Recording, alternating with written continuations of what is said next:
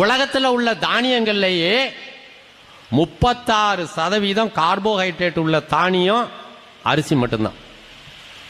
எவ்வளோ? 36%. மித்த எதுலையும் இல்லாது. உங்களுக்கெல்லாம் தெரியும், கார்பன்னா கரி, ஹைட்ரஜன்னா திரவ எரிவாயு. ஒரு 100 கிலோ நெல் போட்டால் வனம், ஒரு 50 கிலோ நெல் போட்டால் 1 ஏக்கர் பயிர் வைக்கிறோம். 30 மூட்டை 1800 கிலோ, 50 கிலோவில் 1800 கிலோ, 36% பாருங்க. 100 கிலோவில் 36% 36 கிலோ. கார்பனும் ஹைட்ரஜனும் உப்பாவோ திடப்பொருளாவோ மாறினாதான் கார்போஹைட்ரேட். அப்ப 36% கார்போஹைட்ரேட்டை எங்க இருந்து எடுத்தது? இது என்னங்க ஆராய்ச்சி?